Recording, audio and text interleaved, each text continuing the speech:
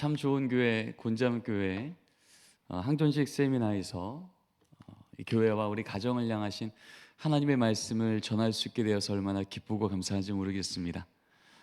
소망케는요, 오늘 선포되어지는 말씀이 우리 교회와 우리 가정에 간증이 되어지고 하나님의 역사가 되어지는 올 한 해 되기를 주님의 이름으로 축원합니다. 최근에 OECD 나라들을 대상으로 이러한 조사를 했습니다. 화면을 한번 띄워주시면요, 자신의 삶의 가장 중요한 의미가 무엇입니까? 라고 하는 질문을 했어요. 이렇게 답이 나왔습니다. 미국 1위 가정, 영국 1위 가정, 일본 1위 가정, 독일 1위 가정, 싱가포르 1위 가정. 그런데 모두 다 가정이 1위였어요. 근데 당황스럽게도 우리나라만 1위가 뭐죠? 재물로 나왔어요. 너무 당황스러웠습니다. OECD 국가면 여러분 아시는 것처럼 나름 전 세계에서 재정도 문화도 모든 것을 누리고 앞서가고 있는 나라들인데요, 그럼에도 불구하고 그들에게는 가정이 가장 중요한 가치임을 놓치지 않았는데 우리나라만큼은 1위가 재물이란 말 앞에 너무 당황스러워졌습니다. 이건 성인을 대상으로 물었던 질문인데요, 그러면 이게 우리 성인만 이런 생각을 갖고 있을까? 우리 다음 세대는 어떨까? 딱 1년 전입니다. 1년 전 딱 요맘때요, 전국에서 중고등부아이들이 모여서 연합 집회를 할 때입니다. 여러분 1년 전이면 아직 코로나가 끝나지 않았을 때인 거 기억나십니까? 여전히 모이면 위험하다 그랬고요, 모이는 것 앞에 마스크 끼고 인원 제한하며 그러고 있을 때였습니다. 그렇게 코로나 중이지만 내 인생의 주인은 예수라고 고백하며 모여든 그 중고등부 아이들 집회임에도 불구하고요, 그날 저녁에 이제 저녁밥 먹고 모여있는 아이들한테 제가 그렇게 물었어요. 얘들아, 오늘 저녁 집회 끝나고 목사님이 뭐 사주면 좋겠니? 여러분 어떠실 것 같습니까? 중고등부 아이들 두 번째 날 저녁 집회 마지막 날 밤이에요. 집회 끝나주고 뭐 사줄까? 그럼 아이들이 뭐라 그럴까요? 그렇죠, 치킨이요, 피자요. 저도 그런 거 기대했거든요. 근데 그 아이 입에서 나온 건 이거겠습니다. 얘들아 뭐 사줄까 그랬더니요, 땅이요, 아파트요, 그러는 거예요. 처음에는 장난인 줄 알았거든요. 그런데요, 얘기를 나누다 보니까 진심인 거예요. 내 인생의 주인은 예수라고 모인 아이들조차도요, 이 마음 한복판에 있는 진짜 그들의 확신은 뭐냐 하면 저 땅만 있으면, 저 아파트만 있으면 내 인생 좀 안전할 텐데. 다른 나라들은 모두 다 가정이 중요하다고 여길 때 대한민국만큼은 재물이죠, 가정보다 재물이 중요해요 말했던 그 부모 세대와 그다지 다르지 않은 모습이 지금 우리 애들의 모습입니다. 그리고 최근에 이런 우리 아이들과 이런 부모님들이 있는 이 한국 사회에 예수 믿는 부모 세대가 얼마쯤 됐을까? 한국갤럽을 통해 발표됩니다. 15%요. 유사한 시기에 발표된 우리 중고등부 아이들 복음화율 3.8%요. 총회를 통해서 발표되어진 청년 복음화율 2.19%요. 100명 중에 98명, 97명이 예수 믿지 않는 세대 속에서 대학을 가고요, 직장을 가고요, 결혼을 하고요, 인생을 계속 살아가야 됩니다. 그게 지금 우리 다음 세대가 처해지고 있는 현실입니다. 여러분, 그래서 지금 우리 교회 학교에, 아니 우리 집에 우리 자녀, 우리 손주들이 이 교회를 나오고 있는다는 건 무슨 얘기죠? 3.8%면요 한 반 25명 중에 내 자녀 한 명 빼고는 예수 믿는 친구 몇 명 있는 거라고요? 아무도 없는 겁니다. 그러다 보니 이번 주도 우리 교회 학교에 나오는 아이들이 얼마나 소중하냐 하면 이 아이 한 명이 교회 오기를 포기해 어떤 일이 생겨요? 그 반에 예수 믿는 세대가 끊어지는 겁니다. 내 자녀, 내 손주가 다시 교회에 와서 예배드리기 시작해요. 그러면 어떤 일이 생기는 거예요? 그 반에 다시 예수 믿는 세대가 연결되어지는 거예요. 그러다 보니 최근에 선교학자들이 모여서요, 이 시대에 선교를 한다는 건 어떻게 하는 겁니까? 라는 것을 전략회의를 했습니다. 국제 컨퍼런스를 하고요, 그러고 나서 이 컨퍼런스에 했던 중요한 내용들을 책으로 묶어서 옥스퍼드 대학에서 책을 냅니다. 그 책의 서문에 이렇게 기록이 됩니다. 같이 한번 읽겠습니다. 이전에는 시작.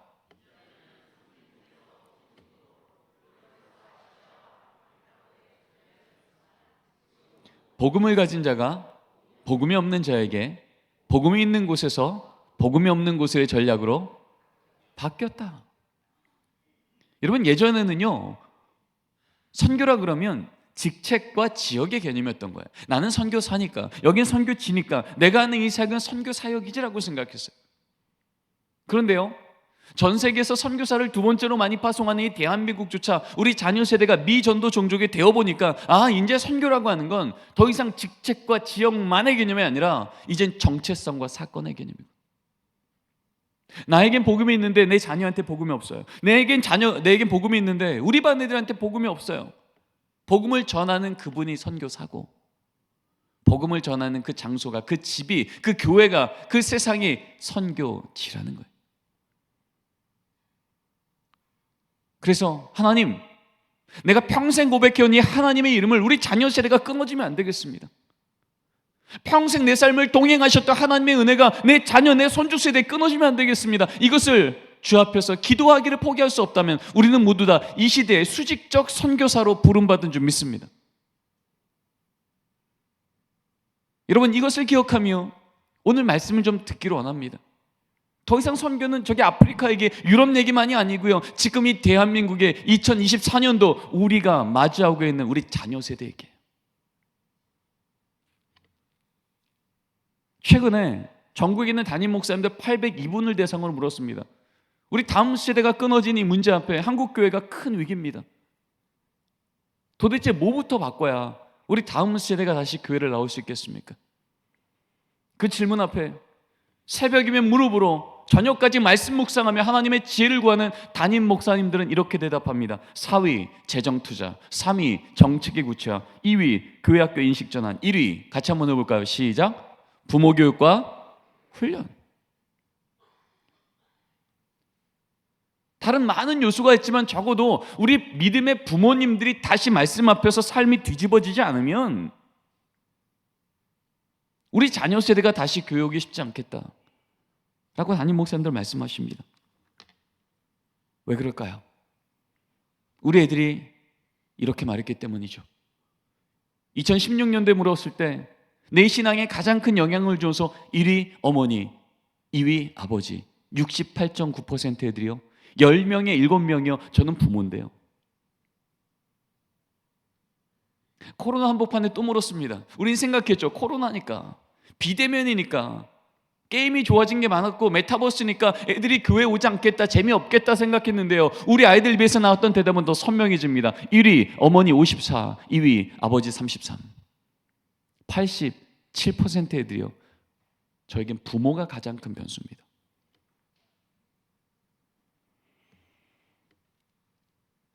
코로나 중에 우리가 얼마나 많이 외쳤습니까? 교회에 모일 수 없으니 집에서도 이제 우리 자녀의 신앙, 부모님들이 가정의 신앙학교 세워주세요, 그렇게 많이 외쳤건만, 여러분, 코로나가 딱 끝나자마자 이렇게 한번 확인해 봤어요. 과연 얼마나 되는 가정에서 우리 자녀의 신앙을 젊은 부모가 책임지고 있을까? 결과는 이렇게 나옵니다. 내 자녀의 신앙교육을 자주 자녀와 신앙적 대화와 말씀을 나눕니다. 8%만 답했어요. 10명 중에 1명이 채 내 자녀의 신앙을 책임지고 있는 부모가 있다는 리포트가 없었던 거예요. 심지어 61%는요, 저는 아예 관여하지 않습니다. 그렇게 우리는 교회에서 하나님, 내 자녀 믿음 지켜주십시오, 무너지는 세상 속에서 우리 자녀만큼은, 우리 가정만큼은 믿음의 세대로 세우게 도와주십시오라고 우리가 그렇게 기도하고만, 정작 집안에서는 그러면 과연 뭐 하십니까? 물을 때 10명 중에 6명 이상은요, 아무것도 안 합니다. 이것이 지금 우리가 마주하고 있는 불편한 현실이라는 겁니다. 근데 하나님은요, 하나님의 말씀을 통해서 내가 너희 다음 세대에 다시 세워줄 거야, 너희 가정 믿음의 명문 가문으로 회복할 거야 라고 말씀하실 때마다 하나님은요, 그 다음 세대와 직접 딜하신 적이 거의 없으시고요, 늘 성경에서는 다음 세대의 회복을 말씀하실 때마다 먼저 말씀 맡은 자인 부모 세대에게 명령하셨습니다. 특별히 오늘 항전직 세미나잖아요. 교회 리더가 되시고 모범이 되시고 정말 저 가정만큼, 저분만큼 하나님의 말씀대로 살아가는 걸음을 따라가야겠다라고 교회가 하나님 앞에서 분별하고 세운 귀한 분들이잖아요. 오늘 우리 항준지 세미나 앞에 하나님께서 오늘 주신 말씀대로 여러분 걸어가고 있다면 하나님 내게 믿음 주신 것, 우리 가정 지켜주신 것 감사합니다라는 고백을 드리면 좋겠고, 혹시나 놓치고 있는 것이 있다면 하나님 주의 말씀 앞에 우리 가정을 다시 회복시켜 달라고, 은혜 달라고, 지혜 달라고, 주신 말씀대로 걸어가 보겠다고 주 앞에서 결단하고 변화하는 시간이 우리 안에 있기를 간절히 소망합니다. 오늘 말씀을 통해서 우리에게 주시는 두 가지 메시지가 있는데요, 첫 번째 메시지입니다. 함께 읽겠습니다. 시작. 부모는 가정의 신앙교사입니다. 이어서 읽겠습니다. 마땅히 행할 길을 아이에게 가르치라. 그리하면 늙어도 떠나지 아니하리라. 여러분, 이 말씀이 무슨 뜻일까요? 안 가르치면 떠난다는 얘기입니다. 마땅히 행할 길을 아이에게 가르치라. 그리하면 늙어도 떠나지 않는다는 얘기는요, 그 말씀 안 가르치면 그 자녀는 떠나는 것이 영적 원리라는 거예요.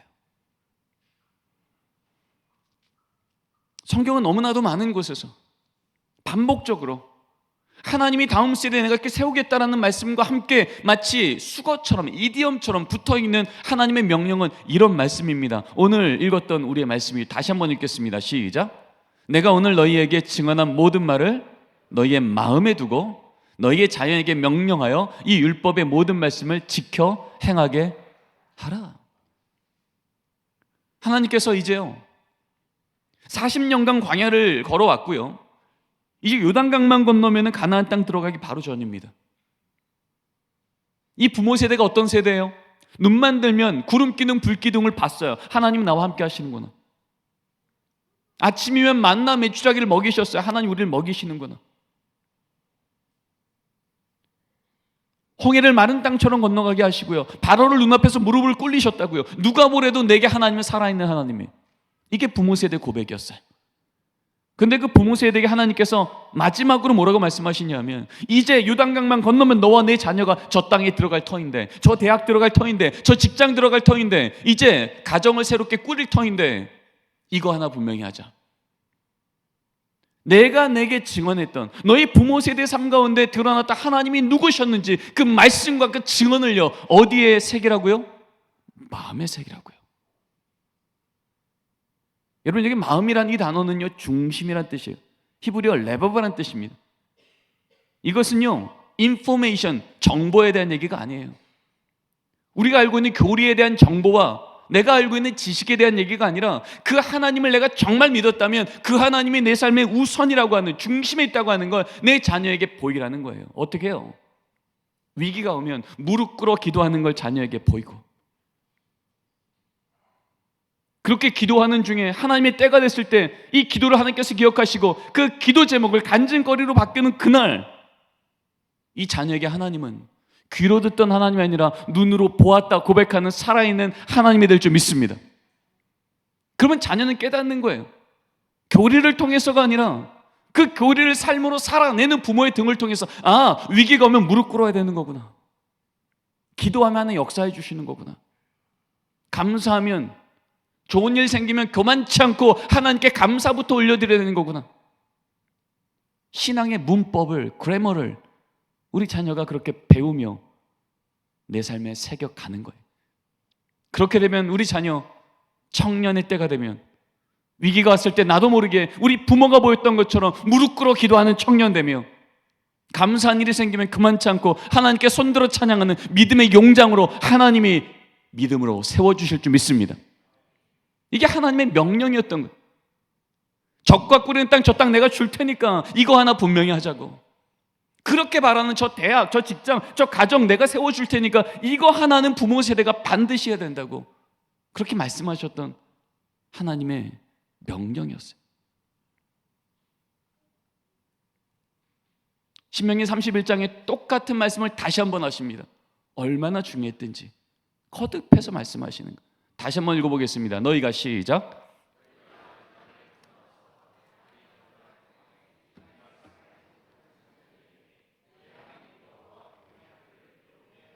하나님이 또 한 번 말씀하시는 거예요. 너희가 이제 요단강 건너가면 저 땅 들어갈 텐데 땅에 거주할 동안에 이 말씀을 알지 못한 너희 자녀에게, 오늘로 치면 무슨 얘기죠? 너희 자녀가 저 대학 들어갔는데 여호와를 알지 못한 자녀가 된다면, 너희 자녀가 저 직장을 얻었는데 여호와를 놓쳐버린다면, 너희 자녀가 가정을 분가했는데 하나님을 놓쳐버린다면 어떻게 하라고요? 내 하나님 여호와 경외하기를 배우게 할지니라. 그럼 누가 가르치는 거예요? 부모가 가르치는 거예요. 여기서 말하는 땅에 거주할 동안이라는 이 단어는요, 콜 하야밈이라고 하는 히브리어인데요, 이거는 이렇게 의역이 됩니다. 그 땅에 살아가는 모든 날 동안에. 이 말은요, 우리 자녀가 그 땅 들어가면 이제 알아서 신앙생활 하겠지, 알아서 하나님 예배하겠지가 아니고요, 그 땅에 부모가 함께 들어갈 터인데 하나님이 이 땅에서 하나님 나라 부르시는 그 마지막 날까지, 나를 하나님 나라 부르시는 마지막 날까지 그 땅에 거주하는 날 모든 날 동안에 내 자녀에게 하나님 전하기를 실천하라는 거예요.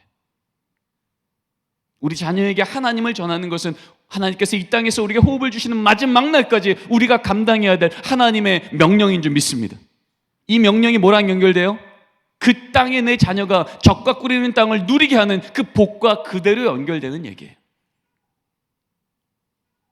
우리가 기도할 때마다 구하는 하나님, 우리 자녀가 형통하게 하시고 재정적으로도 건강하게도 세상에서 영적 리더로도 서게 해주십시오 하는 그 복과 우리 부모가 해야 될 책임이 하나로 연결되어 있음을 성경은 반복해서 말하고 있더라는 거예요. 그래서 신명기 끝날 때 어떻게 끝나요? 보라, 너희 앞에 복과 화가 함께 있도다.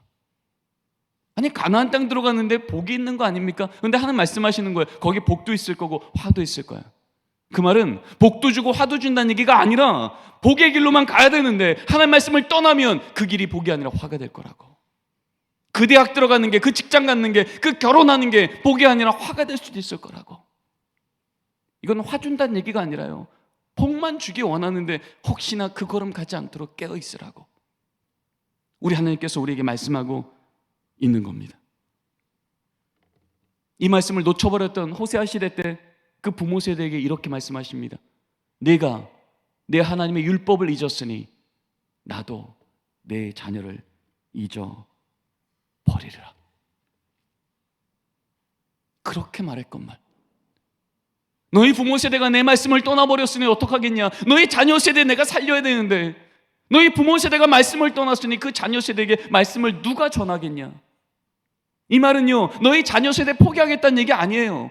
너희 자녀 세대를 살려야 되니 부모 세대가 다시 말씀으로 돌아오라는 얘기입니다. 말씀만으로 다시 교회가 갱신되었던 종교개혁 시대 때요, 마틴 루터는 이렇게 외칩니다. 같이 한번 읽겠습니다. 시작.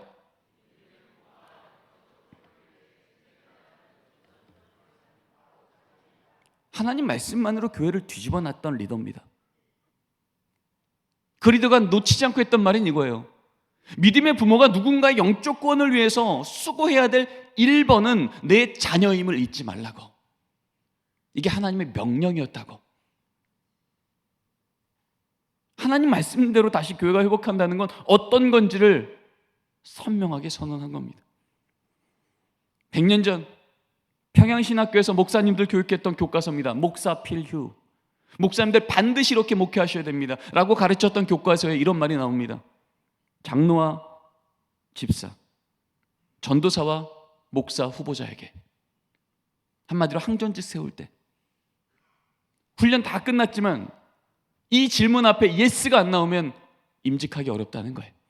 그게 성경대로 목회한다는 거예요. 거기 4번째 질문입니다. 전 가족이 예수를 믿고 있는지. 내 자녀 신앙 책임지라는 얘기입니다. 5번째 질문입니다. 가정 예배는 드리고 있는지. 가정 안에서도 하나님, 우리 가정의 주인은 하나님이십니다. 매일이건 일주일에 한 번이건 가정 예배를 드리지 않으면 적어도 교회 리더로 모범으로 세우기는 어렵겠다. 그렇게 우리는 배워왔어요. 그게 성경대로 목회라는 것이고 말씀대로 우리 가정과 교회를 세우는 원리였다는 것입니다. 40년 전 미국 교회가 다음 세대가 바닥치기 시작했을 때, 어느 교회들은 계속 바닥치는데 어느 교회는 다시 살아나기 시작해요. 그렇게 살아났던 그 교회의 청년들이 외쳤던 아주 유명한 문장이 있습니다. 여러분 아마 들어보셨을 겁니다. You lost me. 당신들은 나를 놓쳤습니다. 무너져버린 교회 청년들이요, 지금 부모 세대한테 외쳤던 얘기예요. 부모님, 저를 왜 놓치셨습니까? 이 말은 무슨 얘기냐면 우리 다음 세대를 놓치지 말아달라고 외쳤던 거예요. 이 외침 앞에 미국 교회가 깨어납니다. 적지 않은 교회가 다시금 믿음의 젊은 부모 세대들이 깨어나고, 교회가 깨어나고, 다음 세대를 교회 학교 위탁했던 교회들이 다시 다음 세대를 교회가 책임지기 시작하고, 그래서 미국 교회가 다시 살아나기 시작한 거예요. 오늘 주신 두 번째 메시지입니다. 함께 읽겠습니다. 시작. 우리가 붙들 것은 자녀에 대한 믿음이 아니라 자녀를 향한 하나님의 말씀에 대한 믿음입니다. 같이 한번 읽겠습니다. 시작. 너희는 이 일을 너희 자녀에게 말하고 너희 자녀는 자기 자녀에게 말하고 그 자녀는 후세에 말할 것이시니라. 아멘. 이 요엘서 말씀의 배경 아시죠? 나름 신앙 회복 운동을 해봤던 거예요. 나름 이 시대 다시 한번 하나님 앞에 좀 회복해보자 노력해봤어요. 그런데 신앙 회복 운동도 시들시들해집니다. 그리고 그들의 범죄로 인해서 하나님이요, 그 사회를 이제 열방을 통해서 점점점 무너지게 하십니다. 정치도 무너지고 경제도 무너지고 삶도 무너지고, 그래서 이제 이들에게는요, 못 하나 해볼 수 있을 만큼의 열정도 사라지고 그냥 자포자기한 상황이에요. 그런데 그때 하나님께서 이 요엘서의 선지자에게 이렇게 말씀하시는 거예요. 지금 세상은 메뚜기 재앙으로 망한 것처럼 보일지라도 너희 부모 세대가 다시 일어서면 내가 함께 일어선다. 너희 부모 세대가 지금 너희가 경험하고 있는 이 일을, 이 메뚜기 재앙을, 세상이 험해져서 우리가 망했다고 말하지 말고 세상이 이렇게 무너진 이유는 이 부모 세대가 하나님 말씀을 놓쳐버렸기 때문에 이 시대가 망하고 있는 것. 하나님 앞에서 회개해야 될, 지금 우리 부모 세대가 놓쳐버렸던 것을 그 자녀한테 말하게 하고, 그 자녀는 그 자녀한테 또 말하게 하고, 그래서 하나님 앞에 이 온 세대가 함께 회개의 자리로 나오면 내가 너희 자녀 세대를 회복하리라. 이게 요엘서에게 하셨던 하나님 말씀이셨어요. 세상은 끝났다고 말하는데 하나님은 아니라는 거예요. 내가 거기 다시 들어가면 다시 살아난다는 거예요. 근데 어디서부터요? 부모 세대가 자녀 세대에게 하나님의 말씀을 전하기 시작하면.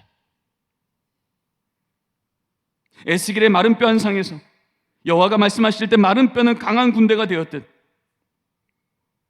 우리가 가정들마다 다시 가정 예배를 통하여서 부모 세대가 자녀 세대에게 말씀을 전할 때마다 마른 뼈처럼 말라버렸고 소망 없어 보이고 끊어진 것처럼 보이는 우리 자녀 세대가 다시 강력한 영적 군사가 되어 이 시대 가운데 함께 무너지지 않고 이 시대를 다시 승리로, 하나님의 영광으로 바꿔내는 용장으로 주께서 일하실 줄 믿습니다.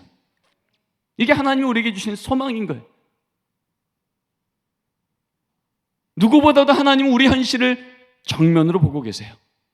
다음 세대가 미전도 종족 되어버린 것, 적지 않은 가정에서 다음 세대가 하나님을 놓쳐버린 것. 그런데 하나님은요, 그 마른 뼈 같은 현실을 눈으로 똑바로 보시면서 말씀하시는 거예요. 내 말을 대언하거라. 그러면 그 말이 대언될 때 그 마른 뼈는 하나님의 군대로 일어나리라. 언제요? 부모가 자녀에게 말하고 자녀가 그 자녀에게 말할 때, 우리가 우리 자녀한테 하나님의 말씀을 전하고 우리 자녀가 우리 손주한테 하나님의 말씀을 전하는 사건이 일어날 때 우리 주님, 하나님의 말씀이 우리의 간증되는 그 은혜가 우리 곤지암교회 가정들마다, 교회마다 일어나게 될 줄 믿습니다. 우리는 우리 자녀를 보면 여전히 믿음이 사라질 수 있어요. 언제쯤 돌아올까? 믿음이 정말 회복할 수 있을까? 우리 다음 세대 미전도 종족인데 언제쯤 우리가 경험했던 놀라운 부흥으로 올까? 우리는 내가 보는 눈으로는 그 믿음이 흔들릴 수 있지만 우리가 믿어야 될 건 나의 믿음이 아니라 그 다음 세대를 향한 하나님의 말씀에 대한 믿음이 우리 안에 살아나면 하나님의 말씀은 반드시 살아 역사하여 하나님의 말씀의 능력만큼 우리 자녀의 삶 가운데 하나님의 영광을 드러내 주실 줄 믿습니다. 우리가 하면 사자와 싸우지만 하나님이 하시면 그 사자의 입을 봉하여 주시는 거예요. 내가 싸우면 지치지만 하나님이 싸우시면 늘 승리하는 줄 믿습니다. 가정예배는 그런 자리입니다. 내 말을 멈추고 하나님의 말씀을 나누는 거예요. 그럴 때 약할 때 강함 되어 주신 하나님을 선포할 때에 여전히 약함은 현실이지만 강함으로 주시는 하나님을 이제 믿음으로 소망해지기 시작하는 거예요. 우리는 그것을 회복할 능력이 없지만 회복하신 능력 되신 하나님이 믿음의 고백을 통해 일하기 시작하면 그 약함이 도리어 하나님의 영광을 드러내는 하나님의 현장이 되게 될 줄 믿습니다. 우리는 말씀을 기억합니다. 이스라엘 백성들이 모여서 여기까지 하나님이 도우셨다 에베네스를 고백할 때요, 여러분 1년 전에 우리 가정예배 세미나 할 때 기억나시죠? 가정예배를 이렇게 정의했습니다. 가정예배란 가족이 모여 하나님을 기억하고 감사하는 거예요. 어렵지 않다고 했죠. 가족이 모여 하나님을 기억하고 감사하는 것. 이스라엘 백성들이 모여서 하나님이 여기까지 오셨다 기억하고 감사했을 때 어떤 일이 일어났어요? 같이 한번 읽어보겠습니다. 여호와께서 시작. 그 이름을 에베네스리라 하니라. 여호와의 손이 사무엘이 사는 날 동안에 블레셋 사람을 막으심에 이스라엘이 그 사방 지역을 블레셋 사람의 손에서 도로 찾았고 또 이스라엘과 아모리 사람 사이에 평화가 있었더라. 여러분, 모여 하나님을 기억하고 감사했더니 어떤 일이 생겨요? 그날부로 여호와의 손이 블레셋으로부터 세상으로부터 우리 가정을, 우리 자녀를 보호해 주시며 세상에 함부로 빼앗겼던 그 땅을 도로 찾게 하시며 함부로 빼앗겼던 그 믿음을, 그 땅을, 그 건강을, 그 모든 리더십을 회복하게 하시며 그 땅에 여호와의 평화가 있었더라. 여러분, 가정 예배를 드리는 자리들마다 가족이 모여 여기까지 하나님이 도우셨다, 오늘도 하나님이 이렇게 우리 가정을 도우셨다 고백하는 자리들마다 하나님의 이 보호하시며 회복하시며 평안을 주시는 은혜가 우리 가운데 있게 될 줄 믿습니다. 기도하시겠습니다. 주님 감사합니다. 오늘 항존지 세미나를 통하여서 믿음의 가정들마다 어떻게 하나님 말씀 앞에서 일어날 때 하나님의 어떤 다음 세대를 세우시고 가정을 회복하신 일이 있을지 우리에게 말씀으로 언약하시니 감사합니다. 우리 가정의 수준만큼이 아니라 우리 가정을 향한 하나님의 사랑과 경륜과 계획만큼 우리 가정들 그렇게 말씀대로 순종하는 자리들마다 회복하는 일을 보여주시옵소서. 예수님의 이름으로 기도드립니다. 아멘. 찬송가 199장 같이 부르시겠습니다.